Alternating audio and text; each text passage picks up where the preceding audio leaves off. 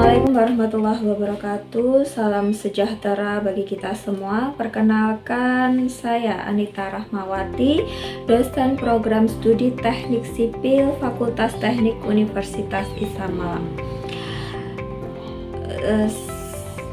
Saya merupakan dosen pengampu mata kuliah Teknik Lingkungan dengan kode mata kuliah EAC 19 di semester 3 dengan bobot SKS 3 semester.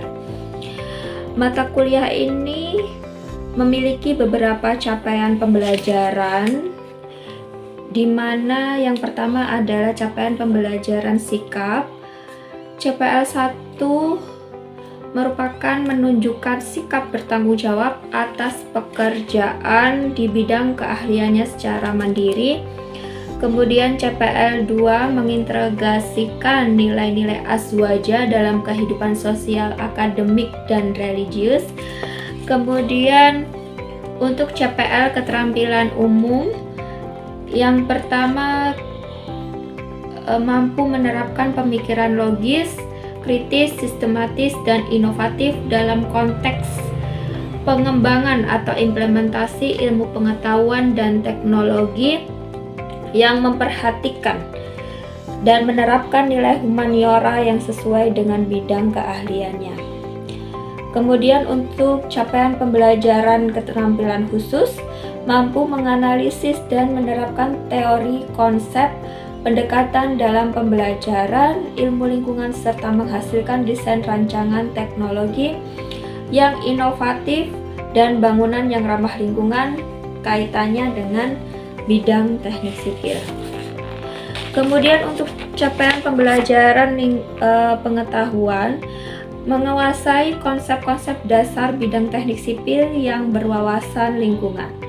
Untuk capaian pembelajaran mata kuliah atau CPMK, yang pertama, mahasiswa mampu menelaah konsep dasar dan rekayasa lingkungan, konsep bangunan ramah lingkungan, dan dasar analisis dampak lingkungan. Yang kedua, mampu menghasilkan, mengidentifikasi persoalan lingkungan hidup. Yang ketiga, mahasiswa mampu menelaah rambu-rambu dalam mengelola dan merekayasa lingkungan. Yang keempat, mahasiswa mampu mengembangkan dan membuat rancangan teknologi tepat guna dalam merekayasa lingkungan.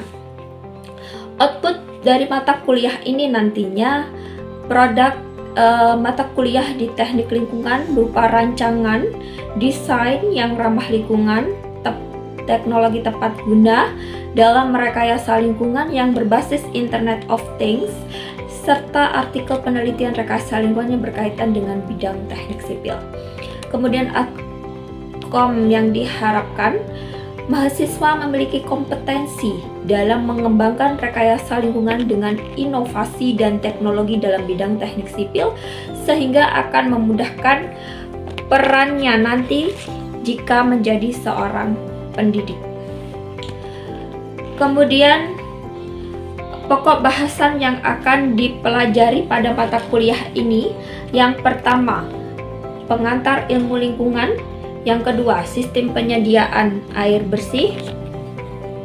Yang ketiga, sistem pengelolaan air limbah domestik dan industri. Yang keempat, eco drainage. Yang kelima, sistem plumbing. Yang keenam, pengolahan limbah padat domestik. Yang ketujuh, sistem dan penanganan dalam pengelolaan limbah B3 atau disebut dengan bahan berbahaya dan beracun. Kemudian yang kedelapan, penanganan pencemaran udara dan kebisingan. Yang kesembilan, ruang terbuka hijau atau RTH. Yang kesepuluh, pengelolaan lingkungan. Pada aspek delivery disampaikan menggunakan metode sesuai dengan capaian pembelajaran yang hendak dicapai, seperti diskusi, tatap muka, studi kasus, atau dengan memanfaatkan e-learning LSM Unisma. Kemudian untuk mengukur pembelajaran, mahasiswa kami menyampaikan melalui tugas, kuis, ujian tengah semester maupun ujian akhir semester yang didasarkan sesuai capaian pembelajaran dengan berbagai macam rubrik yang dirancang dalam rencana pembelajaran semester atau RPS. dilengkapi dengan bobot penilaian yang telah disepakati pada saat awal kontrak perkuliahan. Berikut contoh pembelajaran kami yang dilaksanakan secara luring dalam kelas. Selamat menyaksikan. Sebelum kita mulai perkuliahan, mari kita membaca doa terlebih dahulu ya. Bismillahirrahmanirrahim. Allahumma shalli ala sayyidina Muhammadin binuril fahmi waftah lana abwaabal ilmi wa zayyinna bil akhlaqi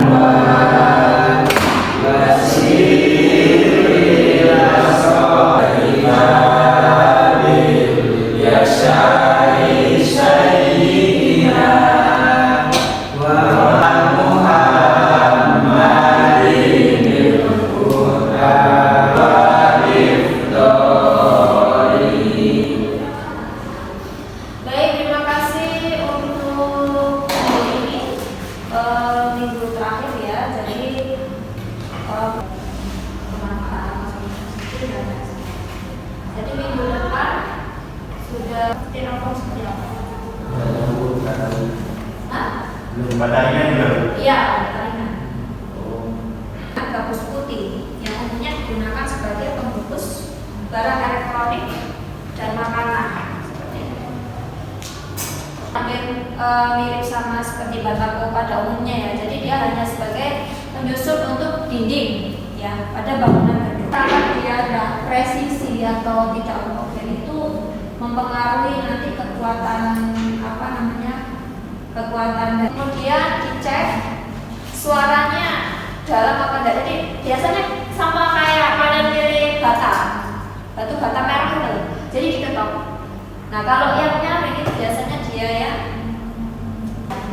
jadi harus kalian kalau belajar harus dilihat presisi enggak. Kemudian homogen apa prosesnya? Ya. Pernah ya. Oke. Kemudian mengurangi pencemaran udara. Nah kalau pencemaran sendiri, kemudian ringan dari batako biasa. Untuk kekurangannya, dia biasanya terjadi retak rambut. Tahu retak rambut? Panas dan suara. Jadi dia kalau dikatakan kedap suara juga nggak baik. Kemudian homogen itu dia bisa menyatu. Kalau heterogen itu misalkan sama minyak sama air, jadi bentrok harus kayak gitu, nggak bisa nyatu. Untuk pembuatan batas styrofoam batas seperti itu, jadi digunakan dulu limbahnya, ya. Nah, kalau ada suara, coba diperhatikan. Kenapa? Harus ini kita kan diskusi. Buat apanya itu? Alasnya, cetakannya sebenarnya. Beda konsep.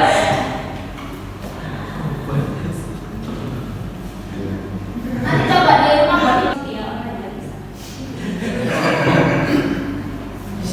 apa? Kalau dia benderannya kecil berarti agak halus. Berarti nanti kalau dia halus, kalau bisa di blender berarti agak halus. Nah, betul. Jadi dia ini, jadi dia sampai homogen ya. Itu yang membuat kalau beton ya, kalau kita berbeton itu yang membuat rekaman beton kuat. Berarti kalau mau kan kita lebih ke ini ya, semen ya. Nah kalau teknik lingkungan kalau misalkan kita memanfaatkan, nah kita mau membuat misalkan beton yang ramah lingkungan. Nah, jadi agregat halusnya untuk menggantikan semen adalah menanam kapur. Bisa jadi yang lain. Semen, hampir mirip sifatnya dengan semen. Soalnya kalau orang zaman dahulu kalau mau fondasi itu kan pasti pakai gamping juga. Iya, betul. Itu kata orang-orang itu supaya semennya ngirit gitu. Tapi kekuatannya itu juga beda ya, sama itu. Ya. Terima kasih. Namanya siapa Mas? Muhammad Lutfi. Saya sangat untuk bisa kalau ada diskusi sudah muncul, kita bisa tidak ada